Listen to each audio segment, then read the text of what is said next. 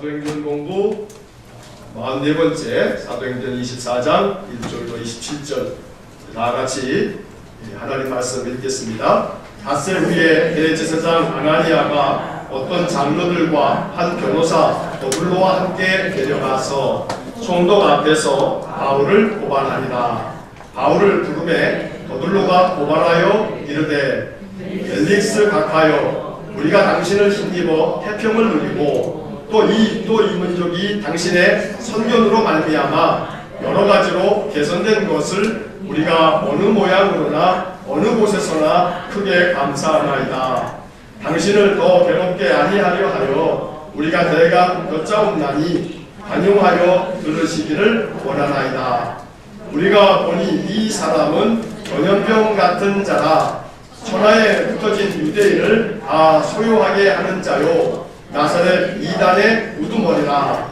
그가 또 성전을 더럽게 하려 함으로 우리가 잡아싸우니 당신이 친히 그를 신문하시면 우리가 고발하는 이 모든 일을 아실 수 있나이다 하니 유대인들도 이에 참가하여 이 말이 옳다 주장하니라.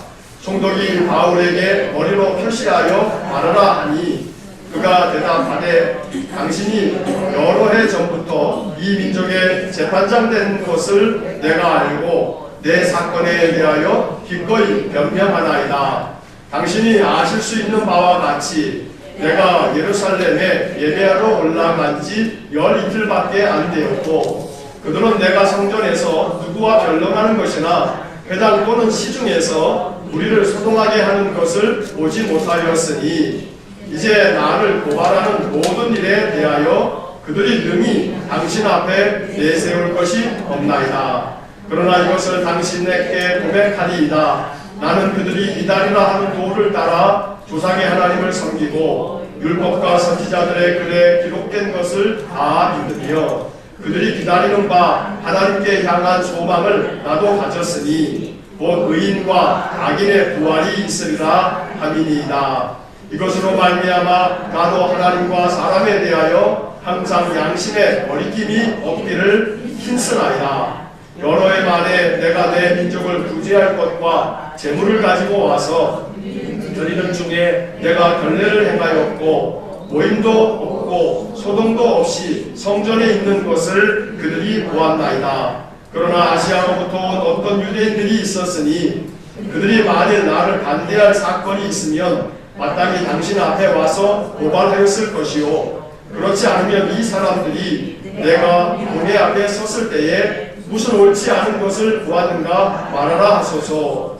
오직 내가 그들 가운데 서서 외치기를 내가 죽은 자의 부활에 대하여 오늘 너희 앞에 신문을 갖는다고 한 이 한 소리만 있을 따름이니이다 하니 벨릭스가 이 도에 관한 것을 더 자세히 아는 고로 연기하여 이르되 천부장 루시아가 내려오거든 너희 일을 처결하리라 하고 백부장에게 명하여 바울을 지키되 자유를 주고 그의 친구들이 그를 돌보아 주는 것을 금하지 말라 하니라. 수일 후에 벨릭스가 그 안에 유대 여자 드루실라와 함께 와서 바울을 불러 그리스도 예수 믿는 도를 듣거늘 바울이 의와 절제와 장차 오는 심판을 강론하니 벨릭스가 두려워하여 대답하되 지금은 가라. 내가 틈이 있으면 너를 부르리라 하고 동시에 또 바울에게서 돈을 받을까 하라는 고로 더 자주 불러 같이 이야기하더라.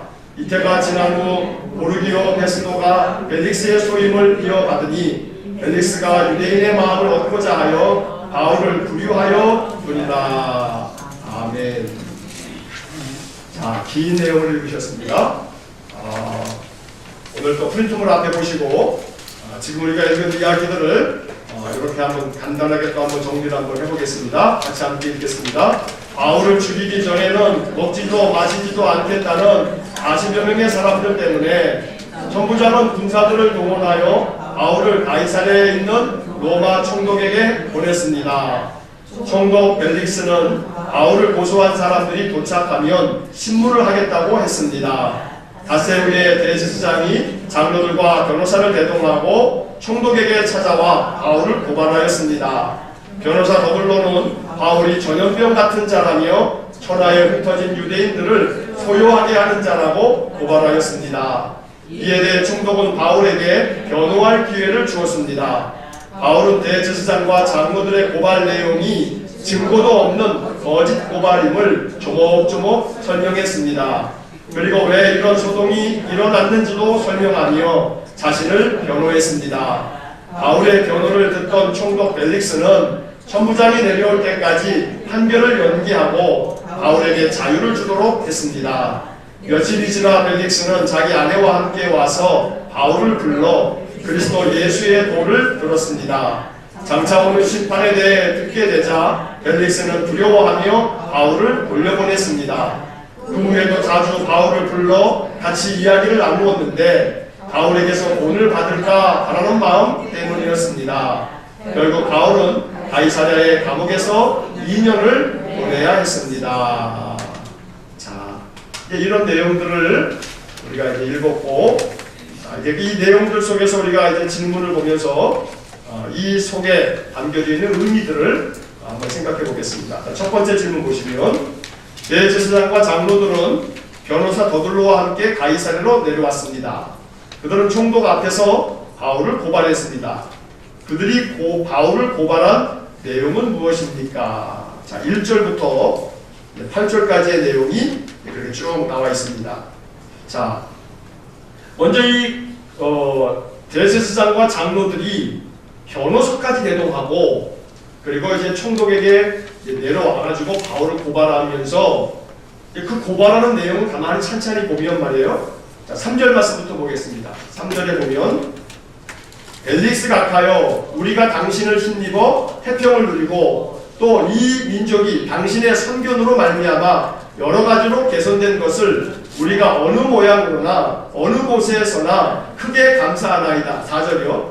당신을 더 괴롭게 아니하려 하여 우리가 대강 여짜옵나니 관용하여 들으시기를 원하나이다. 자, 이 3절과 4절을 보시면요, 이게 지금 바울을 고발하는 내용은 아니란 말이에요.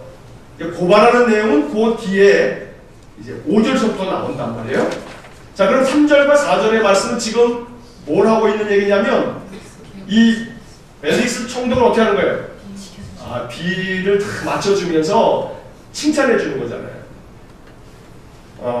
우리가 당신을 힘입어서 태평을 누리고 있습니다. 지금 이게 누가 지금 와서 하는 소리예요? 예?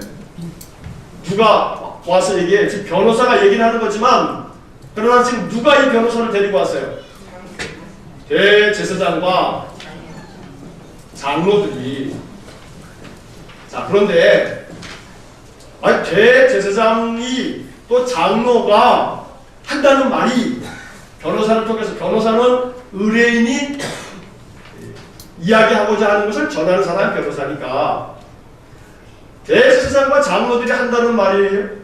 이 3절에 우리가 당신을 힘입어 태평을 누리고 있습니다. 이런 참놈들 같은 이런 거. 아니, 태평을 누리면, 물론 이게 지금 이제 총독의 기분을 좋게 만들어서 당신의 은덕으로 우리가 편안합니다. 그래서 총독이 기분 좋으면 자기들이 고발하는 내용을 좀 더 잘 들어주도록 지금 이게 말로 아첨하는 거죠. 말로 아부하는 거예요. 그러나 분명한 사실은 우리가 당신을 힘입어서 이렇게 태평을 누립니다. 누구를 힘입어서 태평 누리는 거예요? 대제사장과 장로가 고백할 것은 우리가 하나님 힘입어서 태평을 누립니다. 이렇게 말하고, 그리고 총독에 대해서는 다른 말로 칭찬하고, 그래야 맞을 것 같은데 지금 이제 이렇게 말을 하고 있어요. 자, 또 이 민족이 당신의 선견으로 말미암아 여러 가지로 개선된 것을 우리가 어느 모양으로나 어느 곳에서나 크게 감사하나이다. 자, 요거는 적당하게 맞아요. 왜냐하면 로마의 총독이 와가지고 로마의 법을, 또 로마의 제도를, 로마가 가지고 있는 건축수를 가지고서 이 유대 땅의 많은 것들을 로마화 시키면서 이 유대 땅은 로마의 식민지 답게 로마의 모습으로 변화가 되어지면서 제도도 좋아지고 또 여러 가지 많은 그런 어떤 그들의 삶의 어떤 모습들이 굉장히 많이 좋아졌거든요. 자, 그러니까 여러 가지로 개선이 되어진 것은 사실이에요. 그것에서 이렇게 참 감사하고 칭찬하는 거예요. 자, 그런데 이 3절의 말씀에 이 벨릭스 총독에게 각하에게 얘기하고 있는 대제사장과 장로들의 이 이야기를 가만히 보면 사실은 오늘 이 말씀을 가만히 생각해 보면 이 사람들이 지금 이 벨릭스의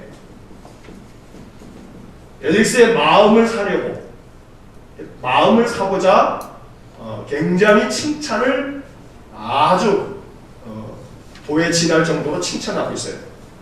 이유는 벨릭스의 마음을 얻고자 해요. 사람의 마음을 얻고자 하려면 어떻게 해야 되는 거예요? 그 사람에 대하여 뭐 해야 돼요? 칭찬하는 거예요. 칭찬하는 거예요. 사람의 마음을 얻고자 하면, 그러니까 대제사장과 장로가 벨릭스를 칭찬하는 것이 뭐 썩 적합하지는 않아 보이지만, 그러나 이들이 가지고 있는 그런 모습을 가만히 보면 우리가 배울 건 배우는 거예요. 못된 놈을 통해서도 배울 건 배우는 거예요. 그것을 사자성어로 반면교사라고 하잖아요. 반면교사. 못된 사람들이 하는 행동을 보면서도 나름대로 배울 건 배우는 거예요. 도둑놈에 대해서 배울 만한 한 가지 사실은 여러분들이 얼마나 부지런한지 몰라요. 부지런하지 못하면 도둑놈이 될 수 있어요, 없어요? 없어요. 예전에 그 뉴스를 보니까 도둑놈이 집에 들어와가지고 이렇게 도둑질 해가지고 나가야 되는데 거기에 있는 침대나 모래나 그게 좋다고 잠깐 누워서 이렇게 했다가 그래서 붙잡혔던 뭐가 있다고 뉴스에 나왔는데 걔는 도둑의 자격이 없어. 그러니까 대제사장과 장로가 이렇게 벨릭스를 칭찬하는 이 칭찬의 내용 자체는 이게 너 덕분에, 당신 덕분에 우리가 이렇게 태평을 누리고 이게 맞는 얘기는 아니지만, 그러나 그 사람의 마음을 얻기 위해서 칭찬을 하는 모습을 보면 이게 센스예요. 이게 센스. 그래서 사람이 대화를 할 때 대화법이 있어요. 제가 예전에 그리스도인의 대화법이라고 해서 한 4주 이렇게 해서 세미나를 한번 한 적도 있었는데, A, B, 이게 대화법에서 나오는 아주 중요한 그 원리예요. 원리. A를 말하는 거예요. 그러나 B가 있는 거예요. 지금 이 대제사장과 장로들이 하는 대화법이 이건 거예요. 요 원칙을 지키는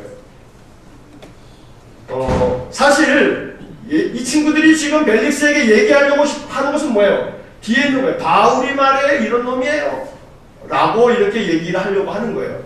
근데 요 얘기는 뒤에다가 이렇게 놓고 앞에서는 뭘 얘기하는 거예요? 벨릭스를 잔뜩 칭찬하고 있는 거예요.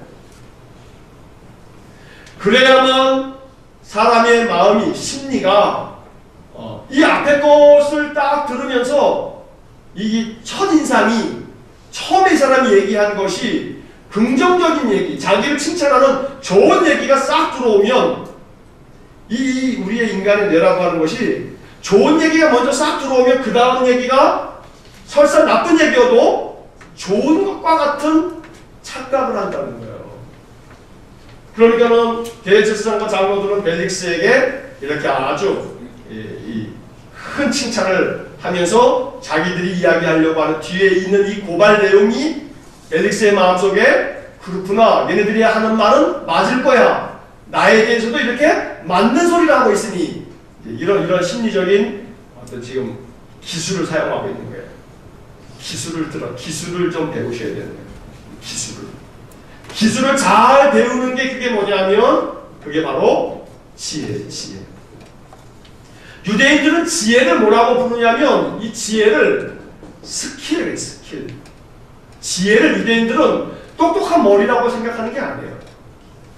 자기들이 삶을 살아가면서 필요한 기술인 거예요. 말을 할 때도 기술이 필요한 것이죠. 그러니까 이 대제사장과 장로들은 나름대로 이러한 기술이 있는 사람들인데 내용적으로 보면 사실은 맞지는 않다 이 말이에요. 자, 이 3절에 나오는 이 벨릭스에 대한 칭찬 중에서 우리가 좀 눈여겨볼 것은 말이에요. 그 뒤에 나와 있는 마지막 부분이에요. 우리가 어느 모양으로나 어느 곳에서나 크게 감사하나이다. 이 마음을 좀 간직해야 돼요. 누구에 대해서?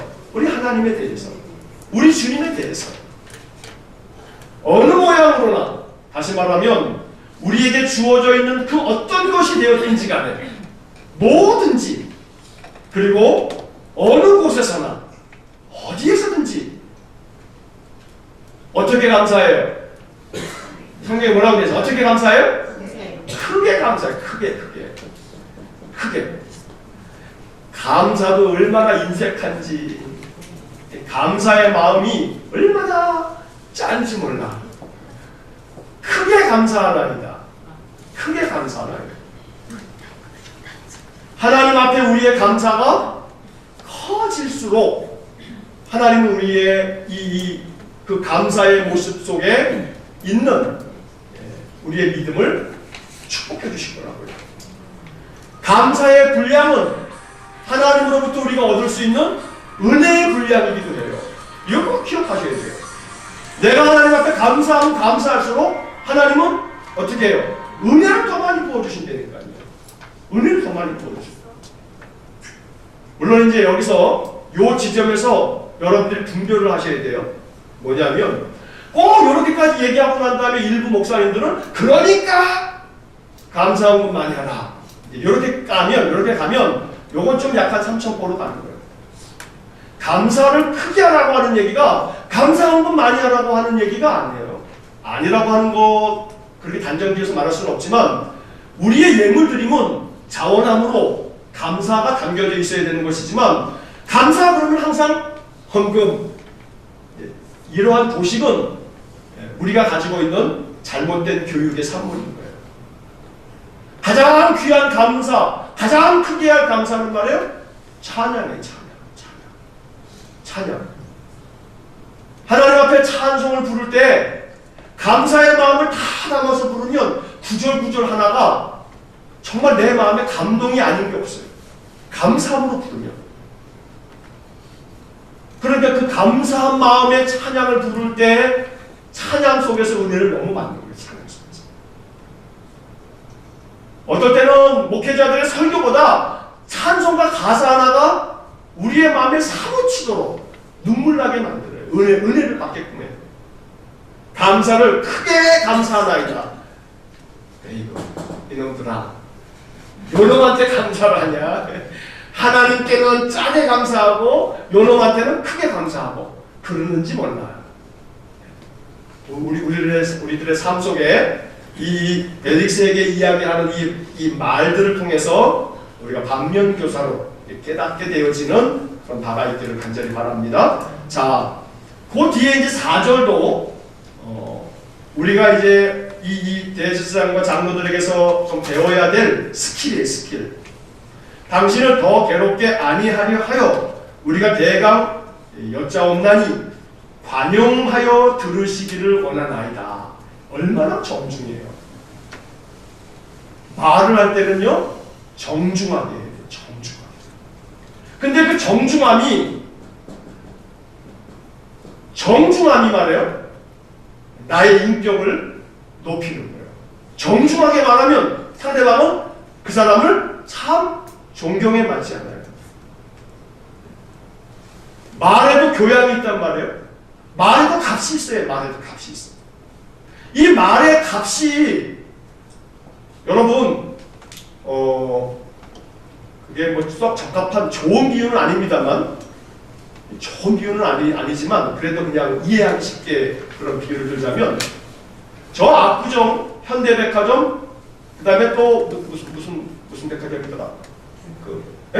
갤러리아 백화점 이런 데 가가지고 점원들한테 딱 가가지고 이렇게 싹 하면 그 점원들의 말은 매우 정중해요. 근데 저 시장 자판 쪽으로 이제 가서 뭐 좀 물건을 한번 이렇게 만지려고 하면 에이 잠깐 만지세! 이런 반응이 나오기가 쉬워. 백화점에서 만지면 그리고 정리를 하려고 하면 아니야 괜찮아요 저희가 할게요 하면서 물론 그것이 마음에서부터 우러나오는 것은 물론 아니죠. 그렇게 매뉴얼되어 있는 그렇지 않으면 자기 모가지가 날아가니까 진심으로 그렇게 되어지는 것은 아니지만 그래서 썩 적합한 비유는 아니라는 거예요. 하지만 정중하게 말하는 것이 그 말을 듣는 사람이 어떻게 느낄까라고 하는 것은 이 두 가지의 예를 들면 극명하게 우리가 느낄 수 있는 거죠. 그러니까 말에 내 그 값을 높이는 것은 나 자신의 지혜. 나 자신을 아주 값진 사람으로 만드는 것은 내 자신의 말을 값있게 만들면 되는 거예요. 나 자신의 말이 매우 정중하게 이게 그레이드가 어떤 급이 좀 올라가면 그러면 사람들은 나의 인격을 그만큼 생각한단 말이에요. 좀 상급에 좀 있어야 될 게 아니겠어요? 우리의 이 말이 또 우리의 인격이. 그러니까 말은 곧 그 사람의 인격이에요. 말은 곧 그 사람의 인격이에요. 그래서 성경은 굉장히 말에 대한 이야기들을 상당히 많이 하는 거예요. 자, 얼마나 정중해요. 듣는 것도 네가 듣든지 말든지 이게 아니라 관용하여 들으시기를 원하나이다. 넓은 관용으로 들어주십시오. 혹시 내가 말하는 것에 실수가 있더라도 좀 넉넉하게 관용으로 들어주십시오. 라고 그렇게 지금 이야기를 하는 거죠. 굉장히 지금 예의를 갖춰서 말하고 있는 거예요. 근데 이제 우리가 안타까운 것은 이렇게 정중함이 타인일 경우는, 모르는 사람일 경우는 요게 좀 가능한데 점점 그 사람과 내가 더 가까워지면 가까워질수록 정중함이 이게 사라져버리는 거예요. 사라져버려요. 점점 더 가까워지면 가까워질수록 오히려 더 예의 바르고 정중하고 그럼 그 관계는요 훨씬 더 단단해져요. 훨씬 더 단단해져요. 그러나 그렇지 않을 경우에는 오히려 이게 많은 지뢰밭을 버리는 것 같아요. 지뢰밭. 여러분 지뢰밭 알 지뢰. 가다가 밟으면 빵 터지는 거. 가까워지면 가까워질수록 두 사람의 관계가 아주 그 평탄한 이 관계의 길이 가야 되는데 지뢰밭이야 지뢰밭. 언제 터질지 몰라요. 한 번만 뭐가 잘못 디뎌지면 그냥 빵 터질 만한. 그렇기 때문에 오늘 우리는 이 대제사장과 장로들이 이 벨릭스에게 이야기하는 이 말의 이 고발하는 내용을 살피기 전에 그 이야기 속에서 지혜롭게 배울 만한 것들이 있단 말이에요. 자, 이제 본론으로 들어가면 바울에 대한 이 고소 내용, 고발 내용을 보니까 5절에 보니까 우리가 보니 이 사람은 전염병 같은 자라. 아, 참 말이 이 급속도로 그 다음 앞에만 하고 뒤에만 하고 격이 다르죠. 격이. 저놈은 전염병 같은 놈입니다. 어떻게 또 이런 표현을 또 생각해서 말하고 있는지. 그래서 천하에 흩어져 있는 유대인들을 아주 소동하게 만드는 그런 놈이고요. 나사렛 이단의 우두머리입니다. 6절에 또 성전을 더럽게 하려고 그렇게 했기 때문에 우리가 지금 잡아왔습니다. 그러니까 바울에 대한 고발 내용은 5절과 6절이에요. 그런데 그 5절과 6절 중에서 사실은 고발 내용은 딴 거 없어요. 6절 하나밖에 없는 거예요. 5절의 말은 저놈이 전염병 같은 자입니다. 이건 그냥 이 바울에 대한 인격 모독인 것이고, 그리고 흩어진 유대인들을 소유하는 자입니다. 그것은 바울 때문에 지들이 난리를 피운 것이지 바울이 사실은 소동을 이렇게 아주 그냥 적극적으로 사람들을 이렇게 뭐라고 할까요? 막 주동해가지고 소요를 일으킨 것들은 아니었단 말이죠. 나사렛 이단의 우두머리다. 나사렛 이단의 우두머리. 이것도 사실은 굉장히 과장된 그런 이야기를 지금 하고 있는데 가장 법에 저촉될 만한 일들은 뭐냐면 성전을 더럽게 하려 함으로. 근데 이제 표현만 보면 말이에요. 성전을 더럽게 했으므로가 아니라 더럽게 하려 함으로. 그러니까 이 고발장 자체가 사실은 이렇게 고발하게 되면 그러니 요놈을 구속해 주십시오. 이렇게 해봐야 판사가 어떻게 돼요? 요거는 기각 하고서 그냥 딱 끝내버릴 그런 문제란 말이에요. 아니면 경찰이 이렇게 해서 그냥 딱 검사님 요놈을 좀 수사를 계속해서 기소해 주십시오 라고 해도 기소 없음, 기소권 없음 하고 딱 끊어버려요. 그럴 사안이에요. 성전을 더럽게 한 것도 아니고 더럽게 하려 함으로 우리가 붙잡았습니다. 더럽혔냐? 아니 더럽게 하려고 해가지고요. 말도 안 되는 것을 가지고 지금 이렇게 왔어요. 8절에 당신이 친히 그를 신문하시면 우리가 고발하는 이 모든 일을 아실 수 있나이다. 그러니까 지들은 못 찾아내니까 벨릭스한테 가서 당신이 신문하시면 아실 겁니다 아마. 이제 이러면서 지금 고발을 하고 있어요. 자, 가만히 생각해보면요. 5절에 나오는 이 바울에 대한 인격 모독의 이 표현을 한번 보세요. 이 사람은 전염병 같은 자라.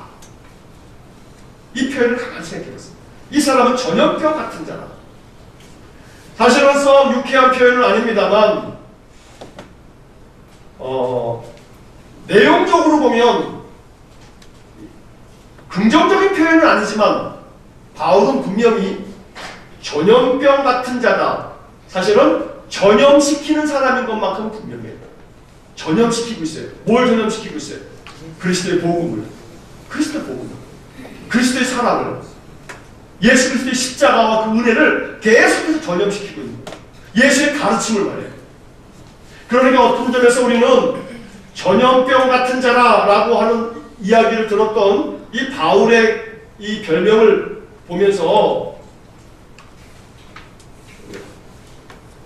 펜이 새 펜을 쓰니까 그냥 지워지지. 자, 전염병 같은 자라고 하는 이 이야기가 그러면 바울에 대한 인격 모독이긴 합니다만, 그러나 이 이야기는 우리가 반드시 들어야 될 이야기, 들어야 돼.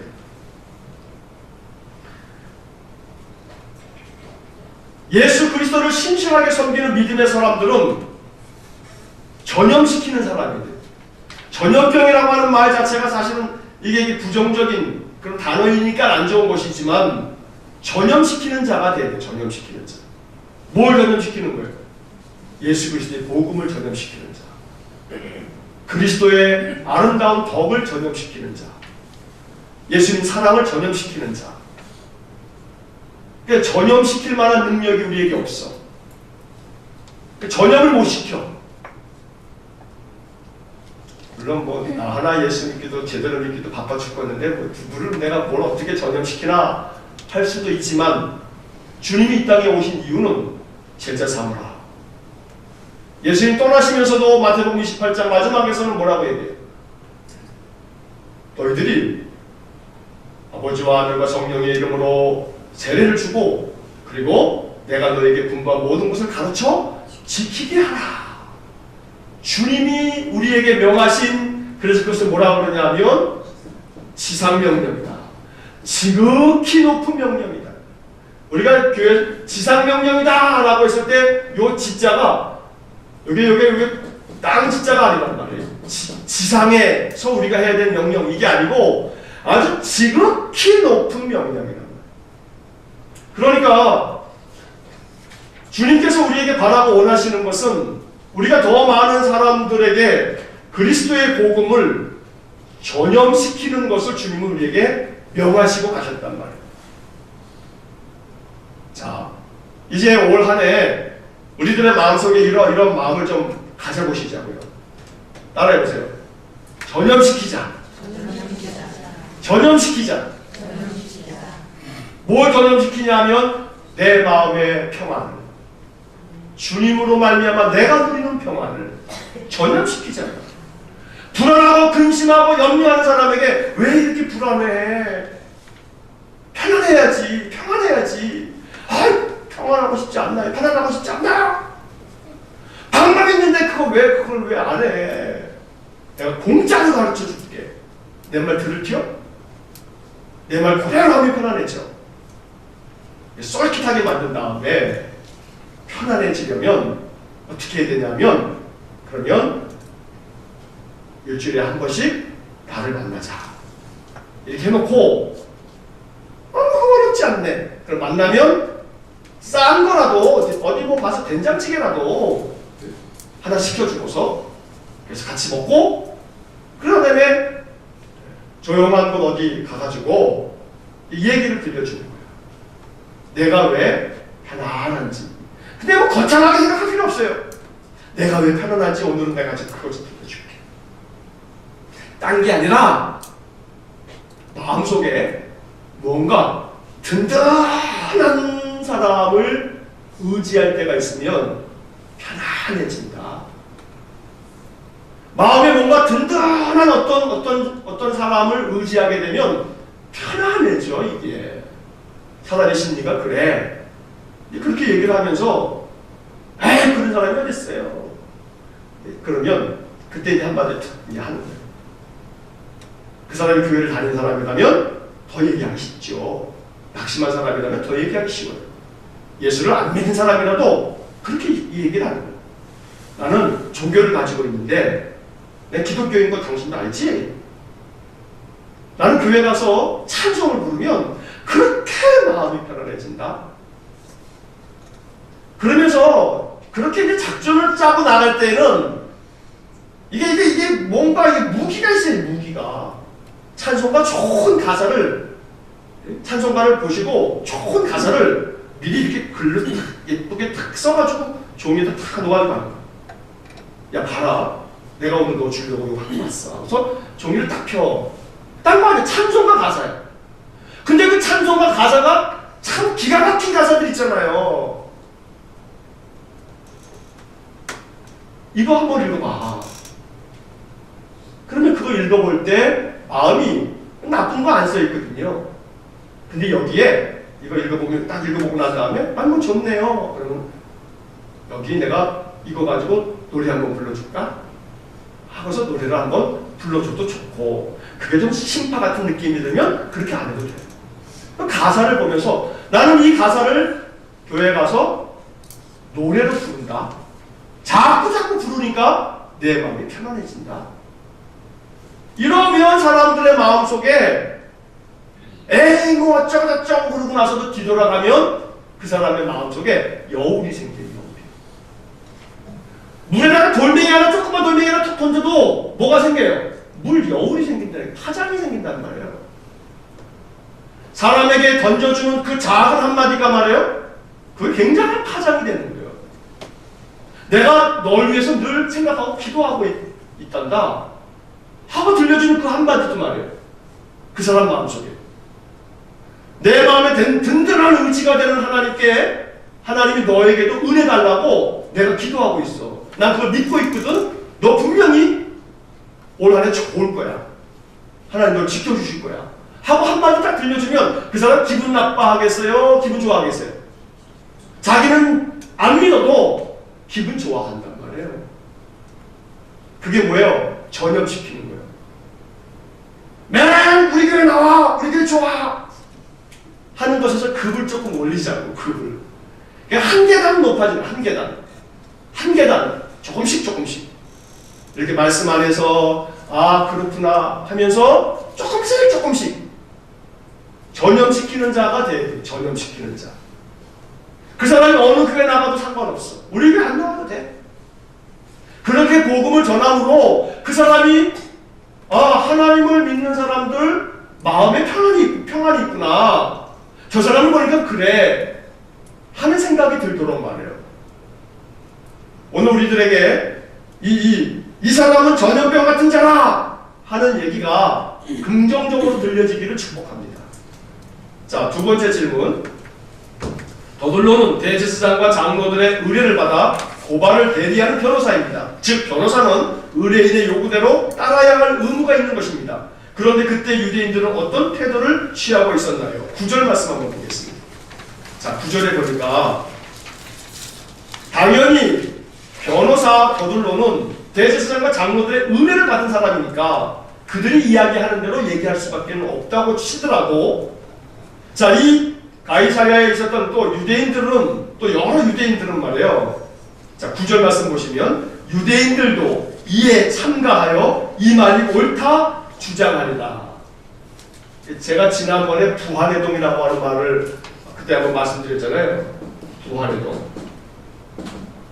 이게 지금 유대인들이 계속 이렇게 막 옳다고 하니까 그냥 부활의동이 돼가지고 이 말이 옳다라고 주장을 하고 있어요. 여기서 지금 이 구절에서 우리가 보려고 하는 것은 그 앞에 나와 있는 이에, 그 다음에 뭐라고 되어 있어요? 참가하여, 이에 참가하여. 이에 참가하여. 이 참가라고 하는 말을 한번 생각해 봐야 돼요. 유대인들이 지금 대제사장과 장로들이 변호사까지 대동해가지고 바울을 잊지도 않은 것을 가지고 막 고발을 해가지고 그렇게 아주 못된 짓을 하고 있는데 유대인들이 이 일에 지금 뭐 하고 있어요? 참가하고 있단 말이에요. 참가하고 있어. 에이 못된 녀석들.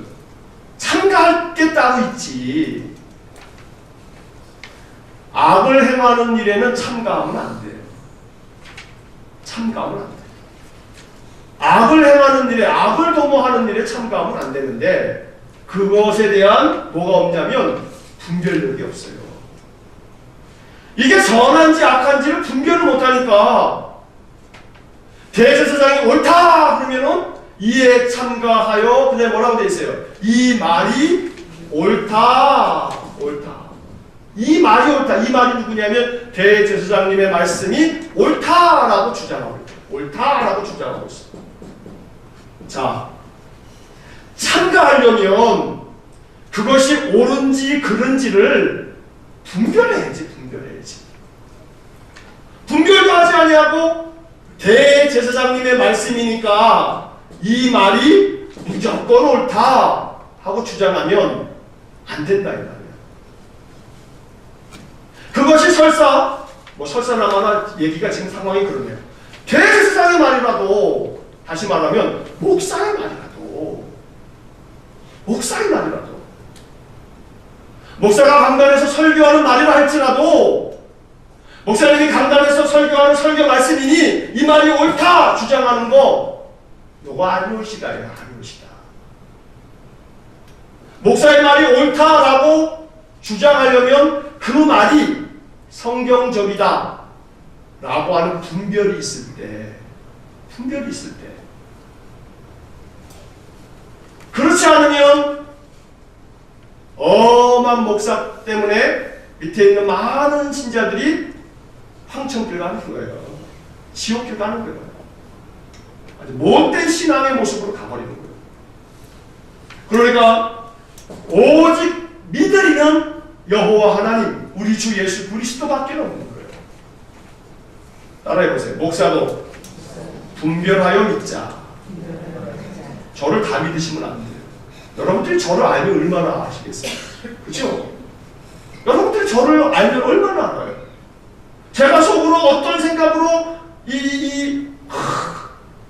양의 탈을 쓴 것인지 누가 알아요? 누가? 그러니까 저를 믿으면 안 되고 제가 하는 말이 성경의 이야기를 다른 이성과 합리적 판단으로 생각해 보아도 아, 성경적인 말씀이구나 하고 여길 때 그 말을 내 마음속에 받아들이면서 그러면 나에게 주님은 뭘 원하시나? 성령님께 물어보고 나에게 주님은 뭘 원하시나는 여러분들이 직접 성령님께 물어봐야 되는 거예요. 저는 원리를 얘기할 뿐이에요. 이런 원리, 이런 깨달음을 가지고 하나님께 기도하시라고. 그럼 하나님께서 그 마음속에 생각나게 하실 거라. 자, 참가하여 이 말이 옳다고 주장하는 유대인들의 모습에서 우리는 잘 배워야 돼요. 잘 배워야 돼요. 역시 이것도 반면교사야, 반면교사. 이렇게 내용은 안 되는 거고, 잘 분별해요. 자, 이제 세 번째 질문입니다. 총독은 고발하는 자들의 이야기를 듣고 나서 바울에게도 말할 기회를 주었습니다. 바울은 먼저 어떤 내용으로 자기를 변호했나요? 자, 11절부터 이야기가 있는데 11절 살펴보기 전에 10절의 말씀을 한번 보세요. 10절. 자, 10절 보시면 첫 마디가 뭐라고 나오죠? 총독이 바울에게 어떻게 했어요? 어떻게 했어요? 머리로 표시하며 말하라 하니. 이게 머리로 표시하며 말하라 했다는 게 뭐예요? 이게 뭐냐면 더둘러가 다 지금 고발을 하고 나니까 딱 앉아가지고 한창을 끊는지는 안 끊는지 모르지만 이렇게 쫙 듣고 난 다음에 이제 네가 한번 해봐라. 머리로 그냥 바울을 바라보면서 이렇게 한번 머리짓 한번 했겠죠. 여기에 정중함이 있어 보여요? 아니면 아주 자기가 높은 자리에 있는 로마 식민지 이 주둔군의 총독, 최고 높은 총수로서 얼마나 이 고압적인 자세가 느껴져요. 딱 얘기 듣고, 야, 이제 네 차례니까 네가 한번 해봐라. 머리를 이렇게 하면 끄떡 표시를 하고 있단 말이야. 무례하게 짝이 없는 태도인데, 이 대십상과 이 장로들이 그렇게 이 관용으로 들어주시기를 원하나이다 했던 이런 표현법하고는 전혀 상반된 표현법을 지금 우리가 볼 수 있는 거죠. 자, 그러면서 이 바울이 이제 그렇게 총독이 얘기하라고 하니까 이야기를 합니다. 내 사건에 대해서 기꺼이 변명하나이다. 이렇게 이제 하는데, 자, 여기 가만히 보면 10절에 시작하는 말이 그가 대답하되, 바울이 대답하는 거죠. 당신이 여러 해 전부터 이 민족의 재판장 된 것을 내가 알고 내 사건에 대해 기꺼이 변명하나이다. 바울의 말 속에는 엘릭스에 대한 칭찬이 있어요, 없어요? 칭찬이 없죠. 뭐 이렇게 그냥 미사여구를 사용해서 그냥 아첨하는 말은 없어요. 그냥 딱 본론으로 딱 들어가요. 당신이 이렇게 우리 민족의 재판장이 여러 해 전부터 된 것을 내가 알고 있어서 내 사건을 내가 이제 변호하겠습니다. 그러면서 11절부터 보시면 당신이 아실 수 있는 바와 같이 내가 예루살렘에 예배하러 올라간 지 열이틀밖에 안 됐습니다. 자, 그런데 그들은 내가 성전에서 누구와 변론하는 것이나 이렇게 막 서로 얘기하는 것이나 회당 또는 또 시중에서 이 거리에서 사람들을 막 소동하게 하는 것을 보지 못했습니다. 그들은. 13절. 이제 나를 고발하는 이 모든 일에 대해서 그들이 능히 당신 앞에 내세울 것이 없나이다. 이 말은 뭐냐면 그들이 내세울 만한 뭐가 없다는 거예요. 증거가 없습니다. 증거도 없고요. 증인도 없습니다.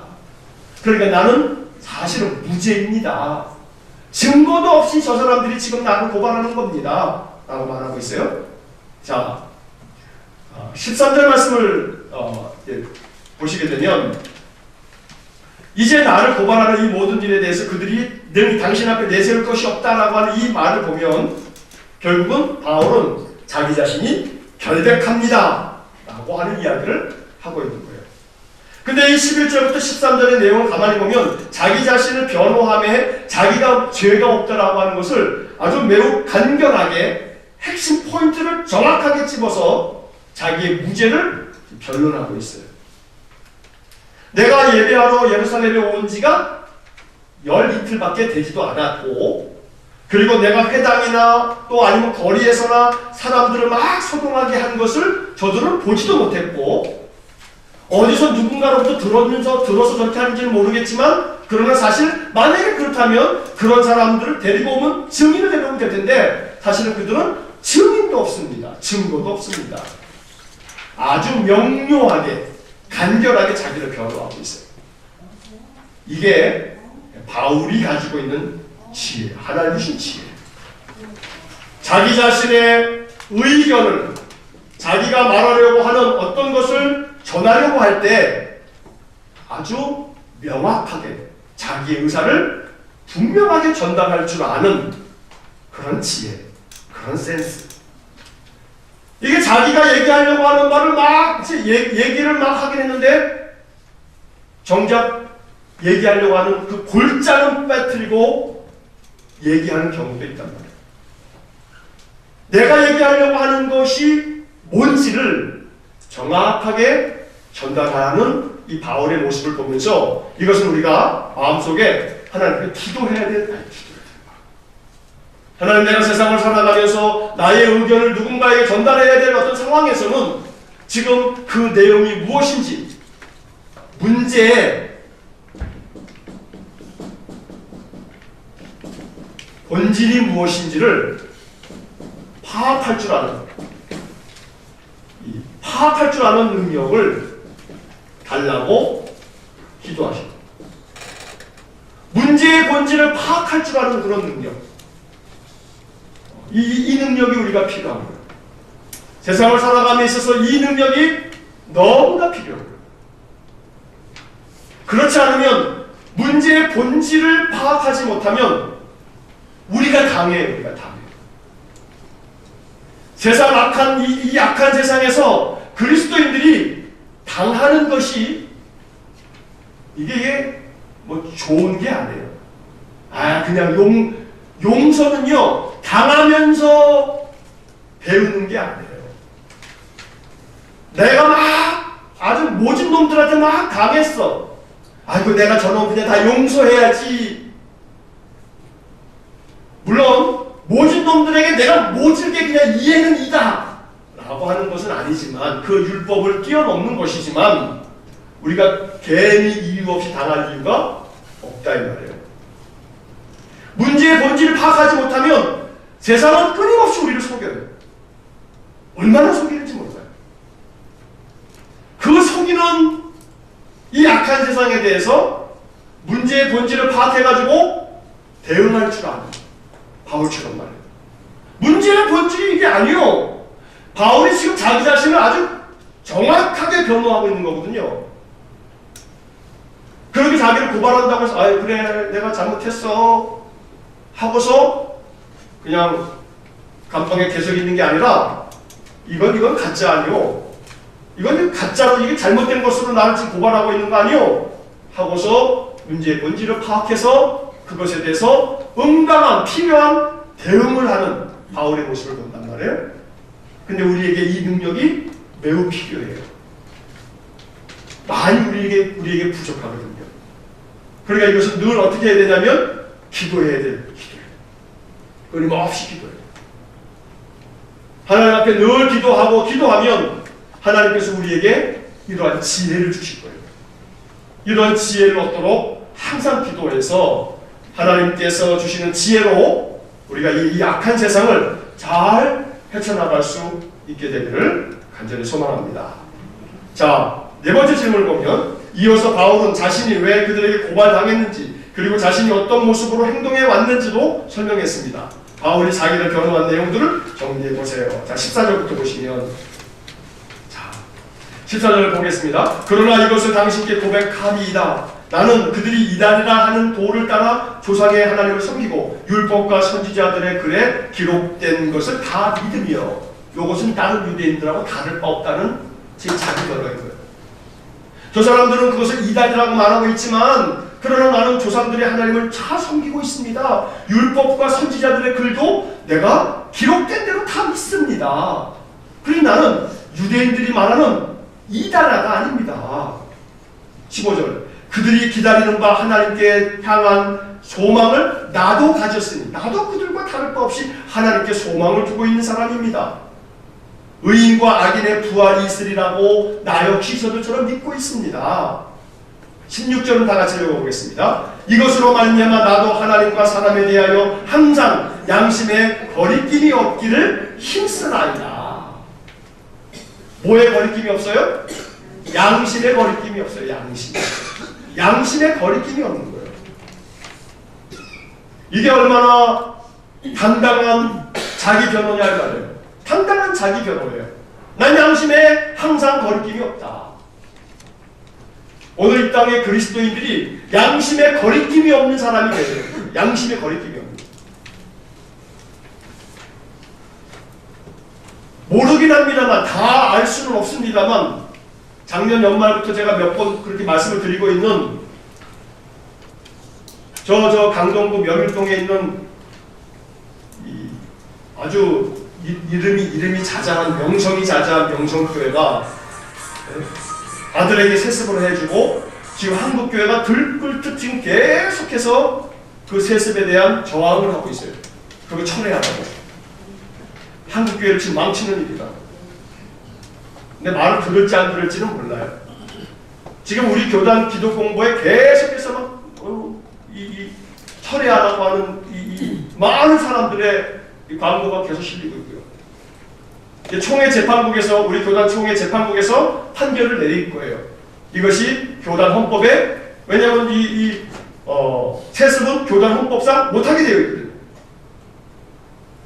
근데 판결이 내린다 한들 그 판결을 따를지는 의문이지만 어쨌든 왜 말씀을 드리냐면 지금 바울이 이야기하고 있는 것처럼 항상 양심에 거리낌이 없기를 힘쓰나이다. 양심에 지금 뭔가 거리끼는 것이 있기 때문에 아들이 안 오면 교회가 지금 위기에 빠질 수 있는 거예요. 그러니까 아들이어만 하는 거야. 아들이어야만. 저 교회가 와장창 무너질 수 있을 것 같으니까. 그러니까 많은 사람들은 지금 그렇게 지금 추정을 하고 있는 거예요. 반드시 자기의 아들이 와야만 하는 이유는 양심에 거리낌이 없는 것이라면 아무 상관없는데 지금 양심에 거리끼는 일들이 그 안에서 내부적으로 너무나 많이 지금 그 안에 잠재되어 있는 거예요. 그러니까 누군가 다른 사람이 들어오면 그 잠재되어져 있는 모든 것들이 다 튀어나오니까 교회가 안정이 안 되고 교회가 풍비박산이 나겠다. 그러니까 교회를 위해서 아들이 와야만 되는 거예요. 근데 그게 진짜 교회를 위한 것인가는 이거는 삼척동자도 아는 일인데 제가 전에도 말씀드린 것처럼 몇 년 전에 3, 4년 전에 그 교회 재정을 맡은 장로가 아파트에서 투신해서 자살했어요. 재정을 맡은 장로가. 그러나 수사가 되려고 하지만 자살로 그냥 자살이니까요. 뛰어내려 자살. 그러면 왜 재정을 맡은 장로가 자살을 했을까라고 하는 부분에서 내사를 하든지 뭐 어떻게 해야 될 거 아니겠어요? 이게 뭔가 첩보를 좀 수집해가지고. 그러나 그럴 수가 없는 거예요. 왜? 우리 교단이 이 대한민국의 기독교단 중에서 합동측과 우리 교단이 두 교단이 가장 큰 교세와 힘을 가지고 있는데 우리 교단에 막강한 파워를 가지고 있는 데가 명성교회거든요. 왜냐하면 명성교회가 어마어마한 돈을 교단의 여러 곳에다가 돈을 내고 있거든요. 명성교회 건드리면 교단이 제대로 운영되어 있지 못하는 말이에요. 돈을 엄청나게 쓰고 있으니까 돈이 권력이죠. 돈이 권력. 건드릴 수가 없는 거예요. 건드릴 수가. 그렇게 지금까지 왔단 말이에요. 그러니까 이 모양까지 와 있는 거예요. 양심에 거리낌이 없으면 아무 문제가 없지만 양심에 거리낄 게 너무 많으니까. 근데 그게 남 얘기하면 뭐예요? 우리는 우리 안에는 더 큰 들보가 있을 텐데 규모가 작을 뿐이지. 규모가 작을 뿐이지 닮은 꼴. 여러분 이거 하고 그림을 잘 보고요. 요거 하고 크기만 다를 뿐이지 닮은 꼴. 초등학교 때 수학을 배우면서 닮은 꼴을 공부한다는 거야. 닮은 꼴. 요건 닮은 꼴이다. 각도도 같고 변의 길이도 같고 닮은 꼴이다.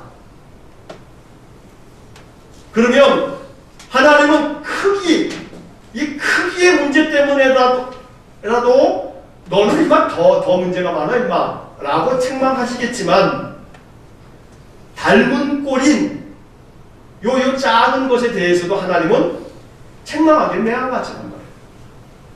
그러니까 이렇게 명성교회를 이 세상 지금 이렇게 되고 있으니까 얘기하고 있긴 하지만 우리는 뭐 낫냐? 우리는 뭐 닮은 꼴 아니냐? 우리는 양심에 거리낌 없이 우리는 지금 살고 있느냐? 그렇게 신앙생활을 하고 있느냐? 라고 한다면 50보 100보죠.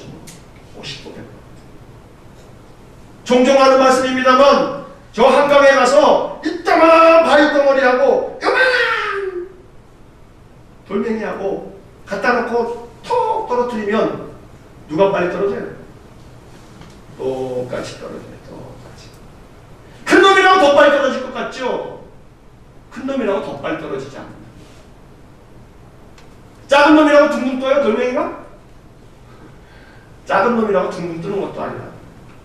그러니까 오늘 이 이야기를 보면서 양심의 거리낌이 없기를 중요한 것은 거리낌이 없다는 게 아니고요. 뒤에 뭐라고 돼 있어요? 거리낌이 없기를 힘쓰나이다. 우리는 힘쓸 뿐이에요. 우리가 어떤 존재에게 양심의 거리낌이 없겠어요? 죽을 때까지. 그러나 양심의 거리낌이 없도록 하려고 어떻게 한다고요? 힘쓰나이다. 힘쓰나이다. 여기에 우리가 힘써야 될 신앙의 내용이 있는 거죠. 자, 5번째 질문을 보시면 바울의 자기 변호까지 들은 총독 벨릭스는 어떤 판결도 그 즉시 내리지 않았습니다. 그 대신 천부장이 내려오면 이 일을 처결하겠다고 했습니다. 그리고 나서 수일 후에 벨릭스는 자기 아내와 함께 바울을 찾아왔습니다. 왜 그들이 바울을 찾아온 것일까요? 자, 22절에서 24절의 말씀을 보면 이제 그 24절에 그 이야기가 왜 그들이 왔냐면 수일 후에 벨릭스가 그 안에 유대 여자 브루실라와 함께 와서 바울을 불러 그 다음 뭐라고 돼 있어요? 그리스도 예수 믿는 도를 듣거늘 예수 믿는 도를 듣고자 찾아왔어요. 내용은 그런 거예요, 사실은. 그런데 그렇게 내용을 그리스도를 믿는 예수의 도를 듣기 위해서 왔는데, 자 25절의 말씀을 보게 되면 이제 6번째 질문을 보면서 마지막 마치겠습니다. 이후에도 벨릭스는 바울을 더 자주 불러 같이 이야기를 나눴습니다. 그런데 그 까닭이 무엇 때문이었나요? 자, 25절의 말씀에서 바울에게서 예수 믿는 도에 대해서 듣고자 찾아왔을 때 바울은 뭘 전해줬냐면 의와 절제와 장차 오는 심판을 강론하니. 근데 벨릭스가 두려웠어요. 왜? 장차 올 심판에 대한 이야기가 두려웠던 것 같아요. 바울이 어떤 내용으로 강론했는지 그 강론의 내용을 우리는 알 수는 없어요. 그러나 벨릭스의 마음속에 두려움이 있었어요. 그래서 지금은 가라. 내가 틈이 있으면 널 다시 부르겠다. 이러면서 보냈어요. 자, 그런가 동시에 이 벨릭스는 바울을 자주 불렀어요. 26절에 뭐 때문에 자주 불렀어요? 바울에게서 돈을 받을까 바라는 거로. 돈을 받을까 바라는 거로. 자꾸 부르면 사인을 주는 거죠. 야 임마, 네가 나한테 돈 좀 쓱 집어넣고 가 임마. 그래야 네가 무죄라고 하는 것을 내가 판결해 주지 않겠냐 하는 그런 사인을 계속 보내고 있는 거예요. 자꾸 불러가지고. 자, 이 벨릭스의 이런 모습을 보면 말이에요, 이게 얼마나 이율배반적일지 몰라요. 마치 24절에서는 그리스도 예수의 믿는 도를 듣기 위해서 바울을 부른 것처럼. 그런데 26절의 첫 글자가 뭐예요? 26절에 동시에. 이게 여기에 이제 우리의 묵상의 지점이 있는 거예요. 동시에 그리스도 예수의 도를 듣거늘 이렇게 들으면서도 동시에 그 다음에 지금 뭐 받을 궁리하고 있어요? 돈 받을 궁리하고. 두 가지의 계산이 지금 돌고 있는 거예요. 두 가지 계산. 그리스도 예수의 도에 대해서도 궁금한 거예요, 벨릭스가. 왜냐하면 22절의 말씀에 그런 구절이 나와요. 벨릭스가 이 도에 관한 것을 더 자세히 아는 고로. 그러니까 이 벨릭스는 예수 그리스도, 유대인들이 지금 뭐 여러 가지로 이렇게 논란이 되고 있는 그 예수의 그 제자들과 예수를 따르는 무리들에 대해서 예수가 뭘 가르치고 있는지 이런 것들을 벨릭스가 사실은 알고 있는 거예요. 많은 정보들을 통해서 보고를 받았어요. 알고 있어요.